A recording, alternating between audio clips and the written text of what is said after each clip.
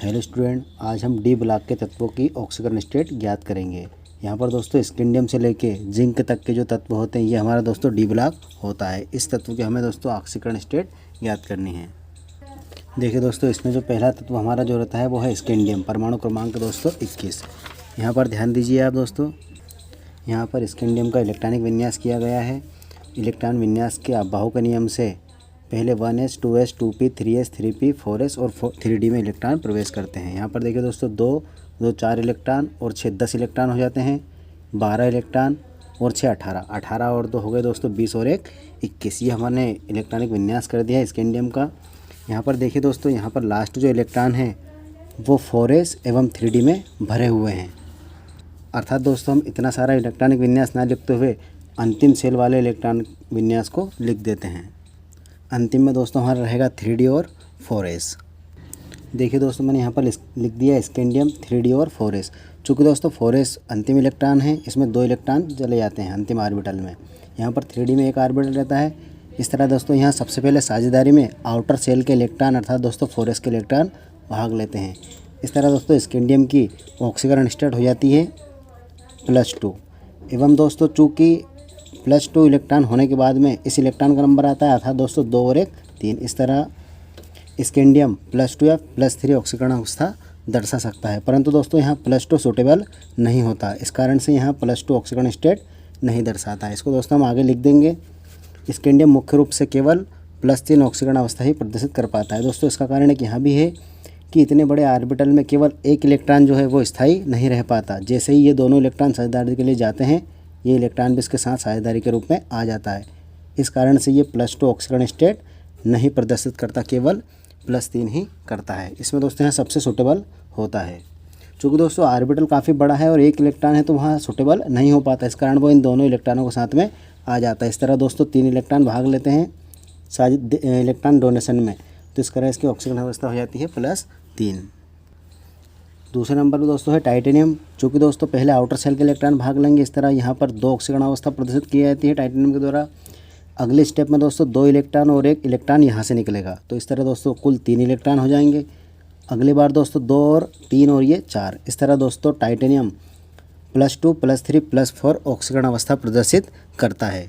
यहाँ पर दोस्तों आपको ध्यान देना है, सबसे सूटेबल होता है इस +4, क्योंकि दोस्तों यहाँ अपना पूरा आउटर सेल खाली कर देता है। इसी तरह दोस्तों वेनेडियम, सबसे पहले वेनेडियम अपने अंतिम कोष के 2 इलेक्ट्रॉन को दान करता है +2। 2 इलेक्ट्रॉन के बाद दोस्तों यहाँ पर 1 इलेक्ट्रॉन ये जुड़ जाता है 3 इलेक्ट्रॉन। इसी तरह दोस्तों 2 और 2 ये 4 इलेक्ट्रॉन और दोस्तों 2 और 3 ये 5 इलेक्ट्रॉन। इस तरह वेनेडियम दोस्तों +2 +3 +4 +5 ऑक्सीकरण अवस्था प्रदर्शित करता है। वेनेडियम में दोस्तों अपने सारे आउटर सेल खाली करके +5 ऑक्सीडेशन स्टेबल में बहुत सूटेबल रहता है +5 में। आगे दोस्तों क्रोमियम दोस्तों क्रोमियम और कॉपर दोनों दोस्तों अपवाद में होते हैं, क्योंकि दोस्तों जब यहाँ पर इलेक्ट्रॉन के 2 जोड़े बनते हैं तो 4s से 3d का एक इलेक्ट्रॉन दोस्तों रिक्त रहता है। इस कारण यहाँ से एक इलेक्ट्रॉन उत्तेजित होकर यहाँ पर पहुँच जाता है। इस तरह दोस्तों आपको ध्यान रखना है, 3d में पहले 5 ऑर्बिटलों में 1 इलेक्ट्रॉन आएंगे, फिर उसके बाद 4s में 1 इलेक्ट्रॉन आएगा, क्योंकि दोस्तों उत्तेजित अवस्था में यहाँ से इलेक्ट्रॉन उत्तेजित यहाँ पर हो जाता है।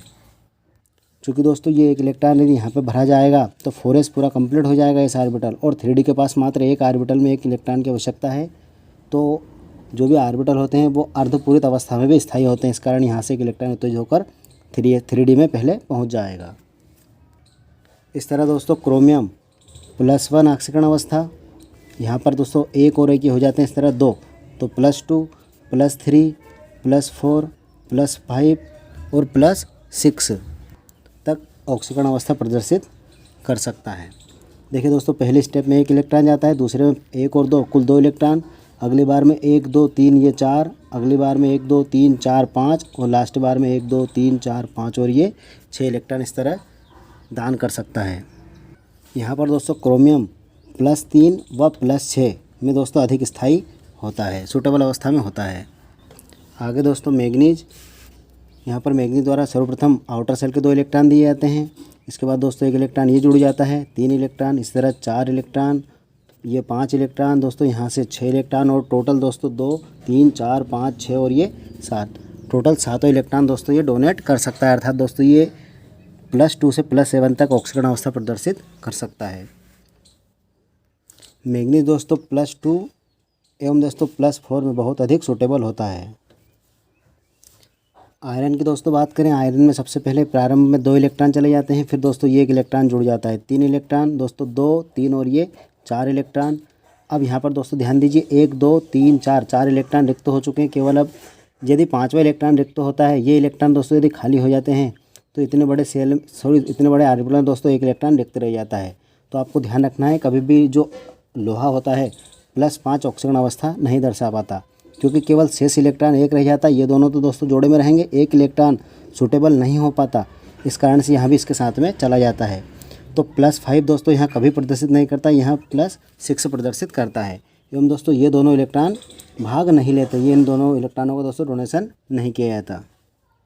अर्थात दोस्तों आयरन भी +2 एवं +3 ऑक्सीकरण अवस्था दोस्तों इसकी सबसे सूटेबल होती है।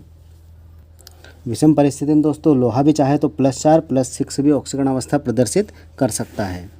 कोबाल्ट दोस्तों सबसे पहले ये 2 इलेक्ट्रॉन दोस्तों भाग लेते हैं +2। अगले स्टेप में दोस्तों यहाँ 3 इलेक्ट्रॉन हो जाते हैं, 2 और ये 3 इलेक्ट्रॉन। अब दोस्तों आगे पुनः ध्यान रखना है 2 3 और यदि दोस्तों ये चौथा इलेक्ट्रॉन हम ऑक्सीकरण अवस्था में भाग अगर ये लेता है तो पुनः दोस्तों इतने ऑर्बिटल में अकेला इलेक्ट्रॉन रह जाता है। इस कारण से दोस्तों यहाँ भी +4 नहीं प्रदर्शित करता। इसके बाद दोस्तों डायरेक्ट +5 ऑक्सीकरण अवस्था प्रदर्शित करता है, क्योंकि दोस्तों केवल सिंगल इलेक्ट्रॉन रहने के कारण यह स्थायी नहीं हो पाता। कोबाल्ट भी दोस्तों इसमें मुख्य रूप से +2 और +3 ऑक्सीकरण अवस्था में ही सबसे अधिक स्थायी होता है, सूटेबल होता है दोस्तों। निकिल में दोस्तों इसी तरह 2 इलेक्ट्रॉन दिए जाते हैं। अब दोस्तों यहाँ 1 इलेक्ट्रॉन भाग नहीं लेता है, दोनों इलेक्ट्रॉन साथ में चले जाते हैं, क्योंकि यहाँ एक अकेला स्थायी नहीं हो पाएगा। इस कारण से ये +2 +3 प्रदर्शित करता है। निकिल दोस्तों मूल रूप से +2 ऑक्सीकरण अवस्था में ही स्थायी होता है। कॉपर में भी दोस्तों कॉपर और क्रोमियम दोनों अपवाद होते हैं। ये 4s के इलेक्ट्रॉन को 3D में एक इलेक्ट्रॉन उत्तेजित अवस्था में प्रवेश कर लेता है, 3D में एक पूर्ण रूप से स्थायी ऑर्बिटल हो जाता है। इस कारण से इलेक्ट्रॉन की जोड़ी यहाँ पर चली जाती है। तो दोस्तों ये +1 ऑक्सीकरण अवस्था दर्शाता है। चूँकि दोस्तों यहाँ पर प्रारंभिक इलेक्ट्रॉन यहाँ पर होता है, वो उत्तेजित अवस्था में इस प्रकार जाता है, तो ये वाला +1 रहता है। अगले स्टेप में दोस्तों यदि ये यहाँ पर चला जाता है तो 2 और ये कुल मिला के 3, इस तरह दोस्तों ये +1 और +2 दोनों ऑक्सीकरण अवस्था प्रदर्शित कर सकता है। परंतु दोस्तों यहाँ +2 में ज़्यादा सूटेबल होता है, +1 में दोस्तों यहाँ सूटेबल नहीं होता। जिंक में दोस्तों ये दोनों इलेक्ट्रॉन ये वाले दोस्तों जोड़ी में हैं, ये भाग नहीं लेंगे, ये दोनों इलेक्ट्रॉन केवल भाग लेते हैं। और जिंक दोस्तों केवल +2 ऑक्सीकरण अवस्था में ही स्थायी होता है।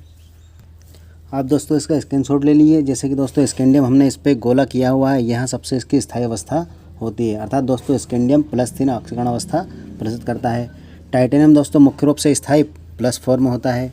वेनेडियम दोस्तों +5 में होता है। इसी तरह दोस्तों जो मार्क किए गए हैं वो इनकी स्थायी अवस्था होती है। आप इसका स्क्रीनशॉट ले लीजिए।